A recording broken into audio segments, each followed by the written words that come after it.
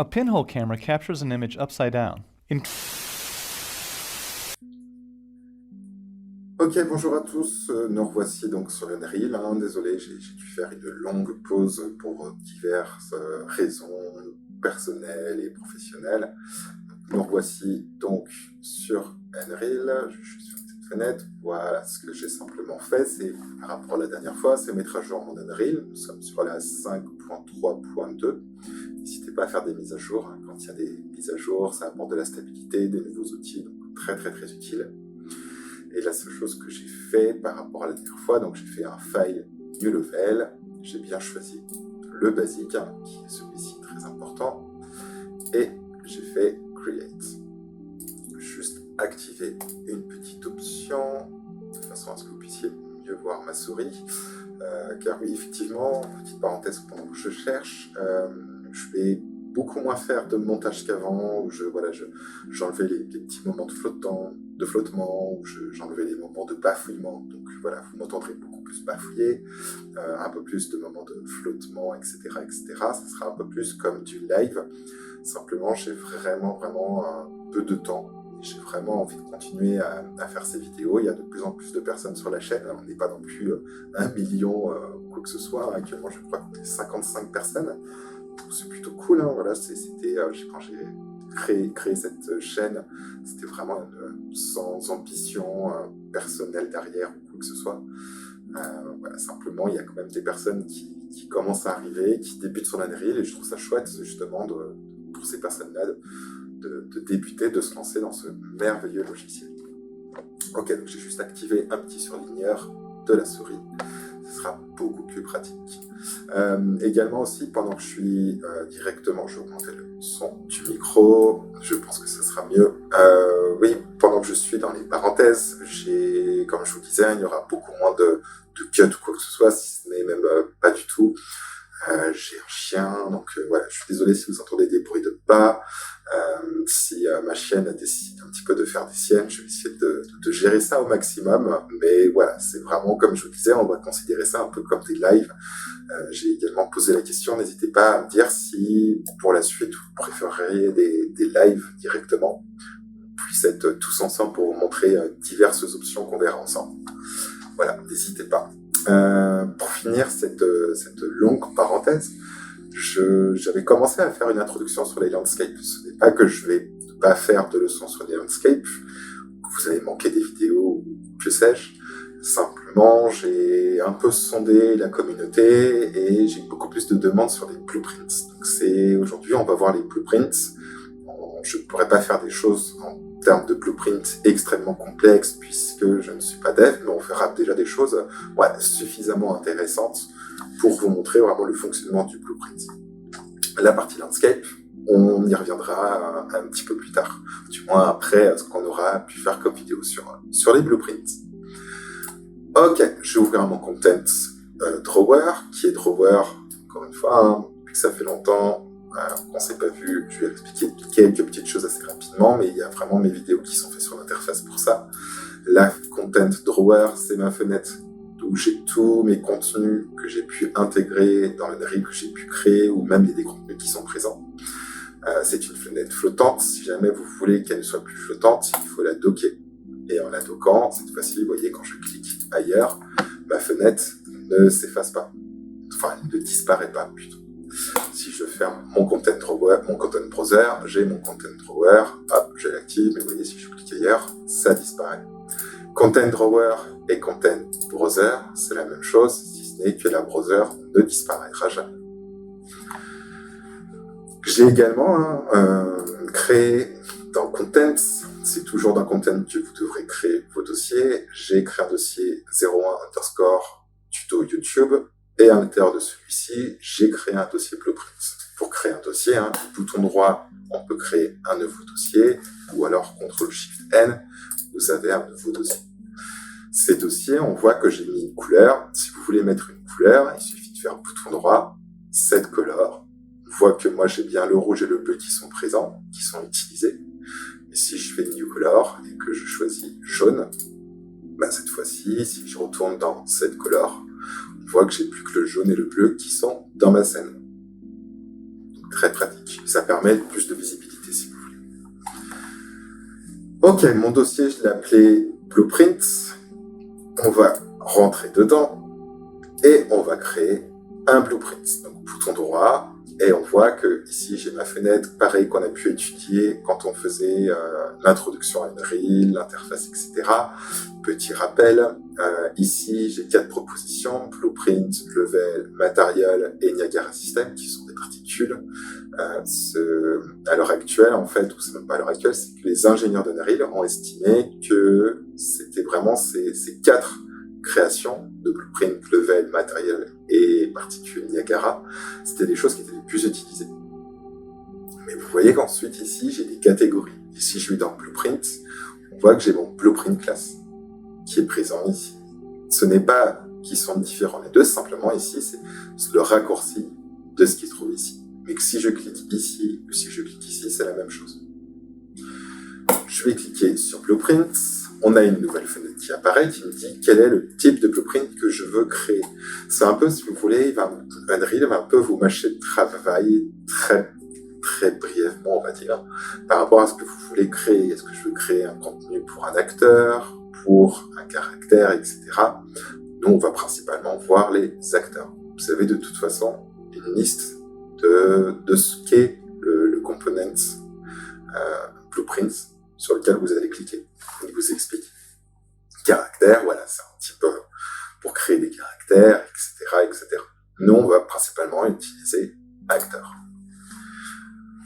Tout de suite, je vais l'appeler BP. BP, pourquoi? Parce que c'est un blueprint, underscore, intro. Mettez toujours au début ce que c'est. Si c'est une texture, T majuscule underscore, si c'est un mesh, SM pour static mesh, etc. Là, c'est un blueprint, on va bien mettre pp underscore intro. Petite étoile, ça me signifie que j'ai pas sauvegardé. Je vais faire un CTRL S.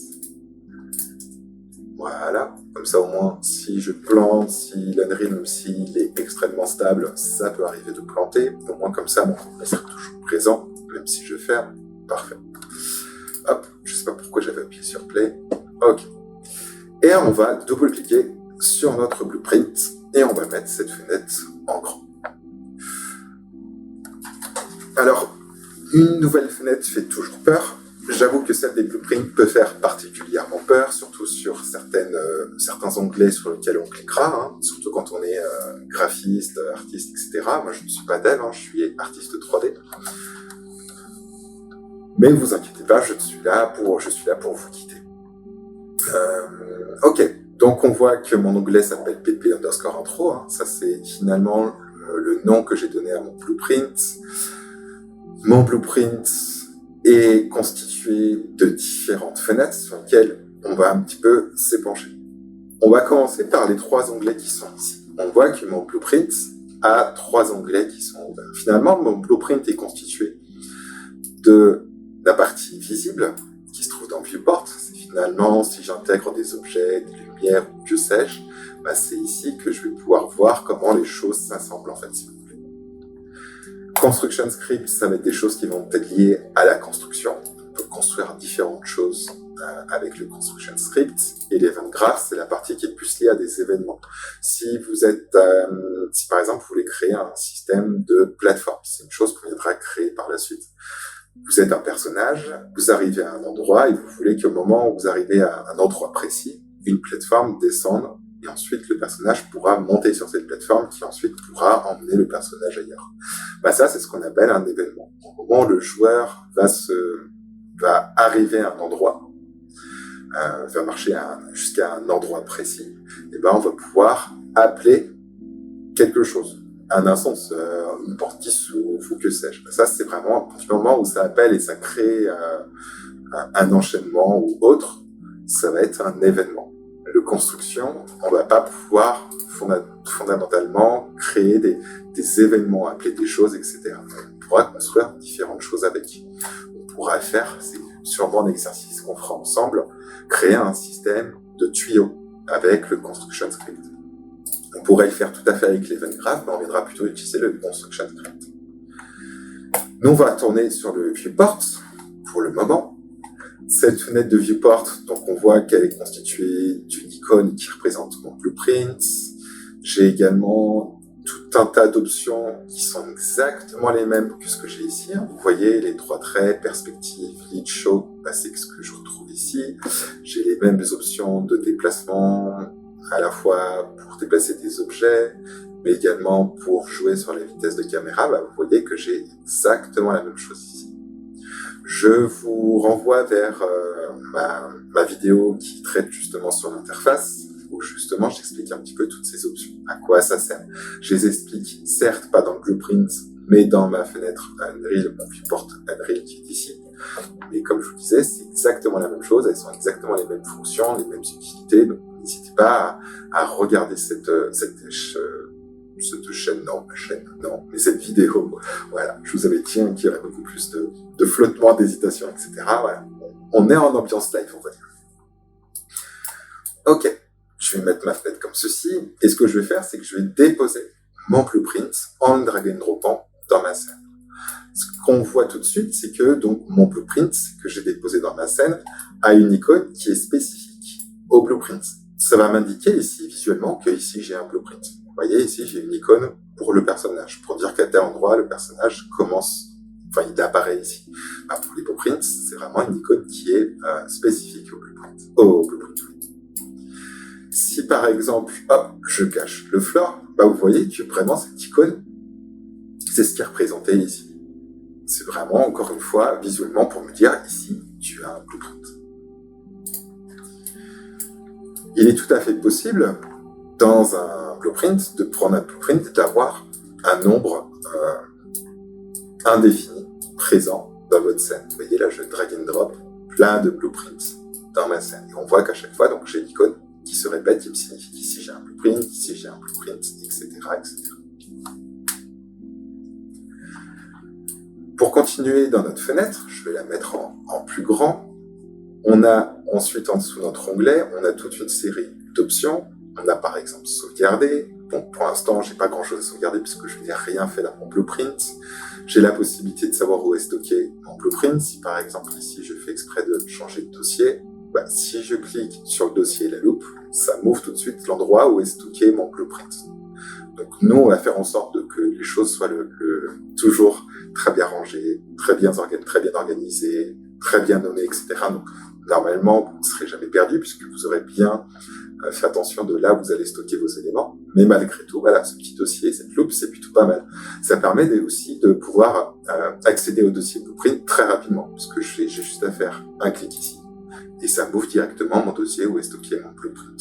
Donc pas simplement pour trouver quelque chose que vous auriez égaré, mais aussi pour accéder à l'endroit où il est stocké en un clic extrêmement rapide. À côté, je vais en mettre en plus grand, on a le compiler, le petit bouton pour compiler son blueprint qui est actuellement en vert.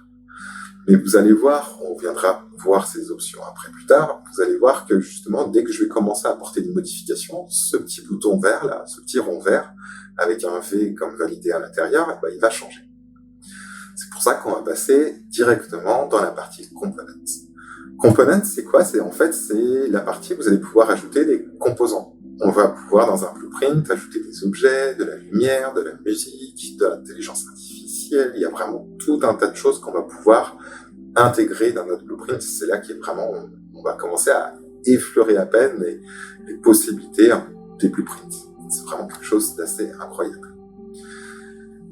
Si je fais Add, je vais ouvrir ma petite fenêtre qui me permet justement d'intégrer un objet, un composant dans mon blueprint. On voit que j'ai deux options au-dessus sur lesquelles on ne viendra pas toucher ensemble, on ne viendra pas toucher à ces choses qui sont ici.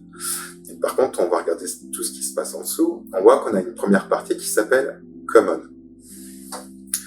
Dans la partie Common, c'est finalement comme quand j'ai fait tout à l'heure bouton droit, où je vous ai dit qu'ici Blueprint, Level, Material et Niagara System, c'est des raccourcis d'options qui se trouvent en dessous. La partie Blueprint, vous voyez, je retrouve Blueprint Class qui se trouve ici. Si je vais dans Material, je retrouve Material qui est ici, et ainsi de suite. Et là, c'est exactement la même chose. Dans la partie Common, vous voyez, alors c'est un petit peu discret, c'est vrai, hein, c'est en gris clair avec un fond noir. Je pense qu'ils auraient pu le mettre peut-être un peu plus en évidence. Mais ici, audio, heterogeneous volume, etc., point light, cube, etc., c'est des choses qui n'ont rien à voir les unes avec les autres. Mais c'est encore une fois les ingénieurs qui ont estimé que c'était des éléments qui étaient très utilisés quand on venait créer des blueprints. Donc, ils ont estimé que c'était intéressant d'avoir des raccourcis ici. Mais à partir de la catégorie d'après, je peux avoir vraiment des choses qui vont être vraiment rangées par catégorie. Tout ce qui va être lié à l'intelligence artificielle, tout ce qui va être lié à l'audio. Vous voyez, l'audio, je le retrouve ici, alors qu'il était présent ici. Simplement, encore une fois, ici, c'est simplement des raccourcis. Mais bien évidemment, mon audio se trouve dans la catégorie audio. On voit que j'ai un audio curve source. Pareil, hein, pour cette pore sphère, plane, cube, etc., vous voyez qu'on les retrouve ici. Ce ne sont que des raccourcis. On peut également, hein, vous voyez, par exemple, si je veux intégrer un cube, donc je pourrais très bien cliquer sur cube, j'aurai mon cube qui serait intégré. Mais encore une fois, je peux très bien taper CU. Et comme partout dans Unreal, les systèmes de filtres sont extrêmement performants. On voit que du coup, voilà, je retrouve mon cube qui est un basic shapes. Il est dans les formes basiques, ce qu'on appelle des formes primitives. Vous voyez, si hop, je décide d'aller dans les basic shapes, j'ai bien mon cube qui est ici, et qui encore une fois se trouve dans les raccourcis. Et on va intégrer ce cube. Et tout de suite, qu'est-ce qu'on remarque? On remarque que mon compilé est devenu jaune avec un point d'interrogation. Si vous voulez, en fait, le blueprint, ça va être vraiment, on peut s'en servir pour plein de choses, mais c'est avant tout, on va dire, du code visuel. C'est-à-dire que plutôt que d'utiliser un langage informatique qui, pour le coup, est du C++ sur Unreal, qui est assez compliqué quand on ne connaît pas, etc.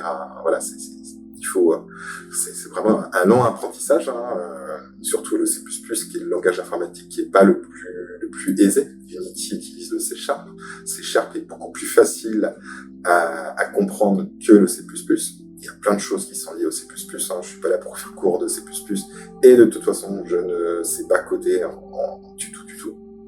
Donc, je ne pourrais pas vous aider là-dessus. Mais si vous voulez, ouais, en C++, il y a beaucoup de choses qu'il faut savoir. Faut allouer de la mémoire à certaines choses spécifiques, etc., qui ne se retrouvent pas sur d'autres langages informatiques. L'intérêt du blueprint, c'est que même un artiste 3D peut comprendre et peut créer des choses qu'il n'aurait pas été capable de faire en code.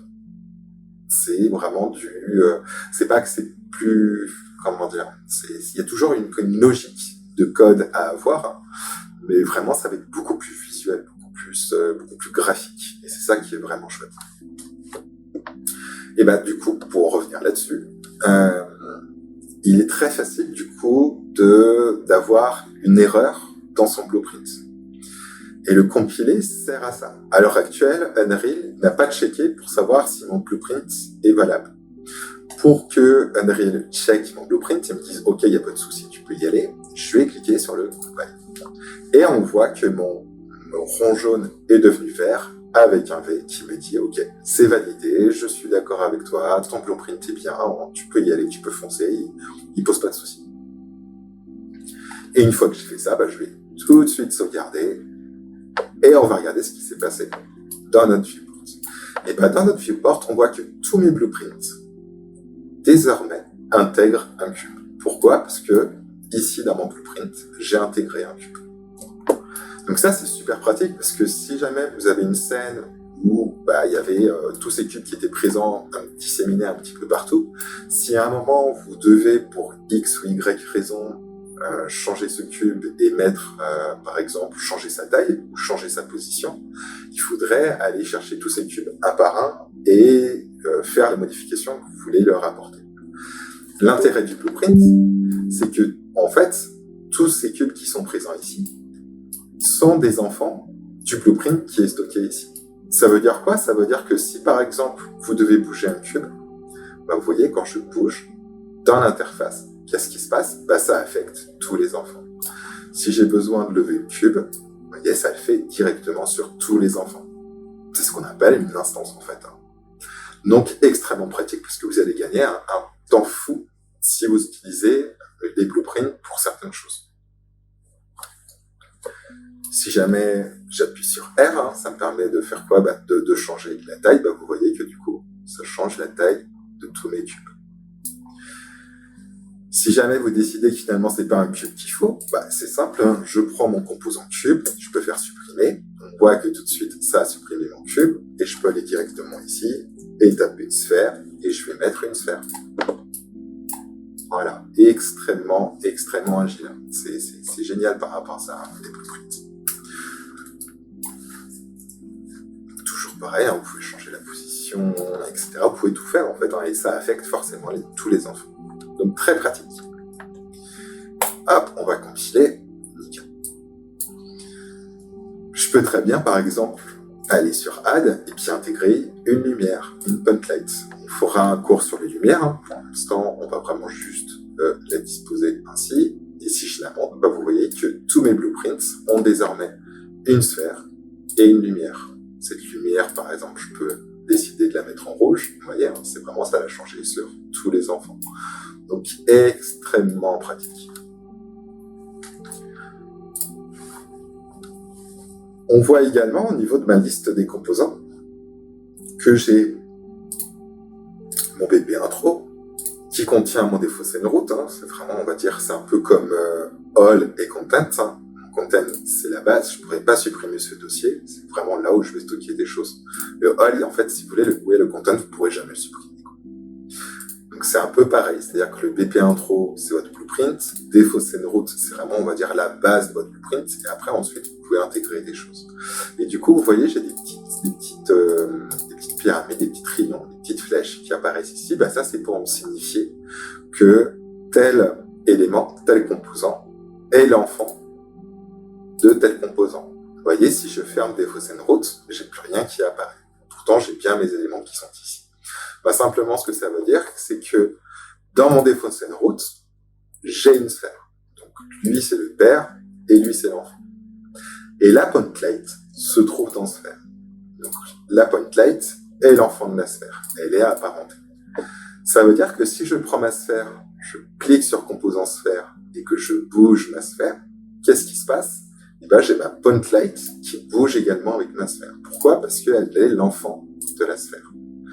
Si je prends ma point light et que je la glisse dans défaussé route, je dis oui, je veux l'attacher à défaussé route, on voit que ma point light ne fait plus partie de ma sphère. Ça veut dire que si je prends ma sphère et que je la bouge, ma point light reste sur place. Si je la remets à l'intérieur, je reprends ma sphère. Voilà, je peux bouger ma lumière. Si je prends ma lumière et que je la bouge, elle n'affecte pas ma point light. Pourquoi? Parce que elle ne bougera pas son père. Je dis père, enfant, tout ça, c'est pas parce que je me prends pour des enfants ou je ne sais quoi, c'est simplement que c'est vraiment des termes qui sont utilisés en 3D, entre autres, mais pas forcément qu'en 3D. Donc voilà, j'appellerais toujours ça enfant, père, etc. Mais c'est des liens, ils s'apparentent à tel élément, etc., etc. Mais c'est important de bien comprendre le principe d'enfant et de parent. Je vais remettre ma fenêtre. Je peux très bien, comme vous avez vu, si je veux supprimer, je peux très bien supprimer ma point light. Si vous voulez supprimer un composant, il suffit simplement de faire, si vous faites CTRL Z, vous revenez en arrière, CTRL Y, vous revenez en avant, etc., etc. Vous voyez, c'est vraiment comme si vous étiez dans l'interface d'Unreal. Quand je dis l'interface, c'est cette partie qui est ici. Hormis que c'est une nouvelle fenêtre et que ça fait peur, n'ayez crainte, c'est vraiment, il n'y a pas tant de changements que ça sur le comportement, du moins sur la partie viewport. Si je continue, je vais faire compile, si je continue à balayer toutes les options qui sont ici, div, ça c'est plus des choses si par exemple vous avez besoin de mettre des projets en commun avec d'autres personnes en réseau, ça va plus servir à ça. La partie find, également, en fait, c'est hide and related. Ça, c'est vraiment ces trois options. C'est vraiment si vous mettez des choses en lien avec ce qu'on appelle le source control. Donc ça, je ne voudrais pas vous l'expliquer parce que je fais pas de projet communautaire. En tout cas, si j'en ai, je ne le partagerai pas. Mais voilà, n'hésitez pas à aller voir des tutos, etc. Si vous voulez faire des travaux en groupe, vous avez la possibilité de connecter votre Unreal à un système de réseau que je vous conseille d'ailleurs, c'est Perforce, qui est génial. Il y a une qualité Perforce est nickel par rapport à ça, et je crois que c'est une qualité prise en charge nativement par Unreal, mais je vous conseille Perforce pour tout ce qui est jeux vidéo. Donc vraiment, ça c'est pour, voilà, si vous voulez mettre en lien, en réseau avec vos camarades sur lesquels vous ferez un projet, c'est tout à fait possible. Class Settings, c'est des paramètres de classe, on ne viendra pas toucher ça. Classe défaut également. Simulation, ça n'a pas d'intérêt pour le moment, mais ça permet de simuler votre blueprint. Si vous avez des animations ou même un système blueprint qu'on aimerait créer ensemble, vous ferez que simulation est géniale par rapport à ça. Et ici, vous avez la possibilité, exactement comme ce qui se passe ici, les boutons pour jouer votre simulation, ou jouer votre jeu, pour stopper, pour mettre en pause, pour arrêter, pour éjecter. Et la partie debug, pour l'instant, on n'en a pas besoin, ça sert à débugger votre blueprint. Si vous avez un souci au moment où vous voulez compiler et que c'est refusé, vous pouvez le débugger. Si ça peut servir aussi, s'il y a besoin d'améliorer les performances, le debug peut servir à tout ça. Si je reviens dans la partie components, où on a ajouté des composants, on va passer sur tout ce qui se passe en dessous. Ça, je vais en toucher un mot extrêmement de manière courte. Je cherche mes mots, je vous ai dit, c'est ambiance live, donc voilà, brièvement, voilà, on va y arriver. Ça, c'est pour justement tout ce qui est ici, là, vous voyez, si je fais add, je peux ajouter des choses, des variables, des fonctions, des macros, des graphes, des event dispatchers. Voilà, on commence à rentrer dans des termes qui peuvent faire peur, tout simplement que tout ça va me servir pour créer des événements, créer des actions, des choses diverses et variées qui me permettront, voilà, d'obtenir le résultat que je souhaite. C'est pas si compliqué. C'est sûr qu'au début, c'est simplement, il faut réussir à s'y mettre, à essayer de comprendre quoi fait quoi, etc. Mais c'est pas si compliqué que ça, en fait. Ne vous inquiétez pas. Donc, on va pas toucher à ça pour le moment. On va regarder sur la partie droite le menu détail. Le menu détail, c'est exactement comme si, ici, par exemple, ce que je vais faire, c'est que je vais ajouter un cube. Oula. Alors, si tu pouvais ne pas disparaître. Merci. Voilà. Vous voyez, si j'ai mon cube qui est sélectionné directement, je vais fermer mon content browser. Si je sélectionne mon cube, hop, je vais avoir des options de transform, de qu'est-ce que c'est que mon mesh, qu'est-ce que c'est que mon matériel, sa physique, ses collisions, etc., etc. On a tout un tas d'options pour dire comment doit apparaître mon cube, comment il doit se comporter, etc., etc. C'est un objet cube basique.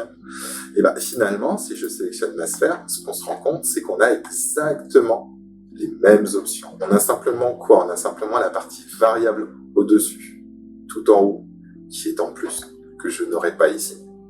Mais vous voyez qu'ici, j'ai une partie ici qui n'est pas présente ici. Et ensuite, toutes les options, c'est exactement la même chose. Mais vraiment exactement la même chose. Il y a juste une partie également au niveau des blueprints qui, en plus, c'est quoi? C'est la partie event. C'est ce qui va me permettre de créer des événements à partir de cette sphère. Ça, cette partie est vraiment liée au blueprint. Je ne la retrouverai pas directement ici, dans mon interface avec un objet dit statique, un objet standard. Je l'aurai uniquement si j'ai un objet, je la retrouverai uniquement dans mes blueprints. Mais sinon, gardez à l'esprit que toutes ces options de détail qui sont contextuelles, c'est-à-dire que si je viens mettre de l'audio par exemple, je viens ajouter une lumière, forcément, ma lumière ne va pas me proposer les mêmes options que ma sphère. Mon audio ne va pas me proposer les mêmes options que ma lumière ou ma sphère. Donc c'est vraiment contextuel. C'est vraiment la fenêtre détail, encore une fois, j'insiste plein de fois dessus. C'est vraiment la fenêtre de paramètres par rapport à l'objet que vous aurez sélectionné. Et bien évidemment, à chaque fois que j'ajoute un élément, encore une fois, je vous le remontre juste pour vous montrer, par exemple de l'audio, je pourrais comme ça avoir de l'audio sur tous les blueprints que je mettrai dans ma scène. Voilà pour cette courte intro. Je fais exprès voilà, de commencer doucement, de façon à vraiment vous présenter l'interface, même s'il y a plein de choses sur lesquelles j'ai fait l'impasse actuellement, mais volontairement. On aura le temps d'étudier tout ce qui est toutes ces fenêtres, tous ces boutons, etc. ensemble. Ne vous inquiétez pas. Écoutez, je vous souhaite un bon visionnage. Et puis n'hésitez pas voilà, à liker, à mettre des commentaires, etc., etc. Il n'y aura que vraiment comme ça qu'on arrivera à faire en sorte de pouvoir proposer cette chaîne à d'autres personnes qui voudraient se mettre à Unreal mais qui ont peur, qui n'osent pas, etc. Et voilà, le but c'est vraiment d'accompagner les personnes au maximum. À très vite.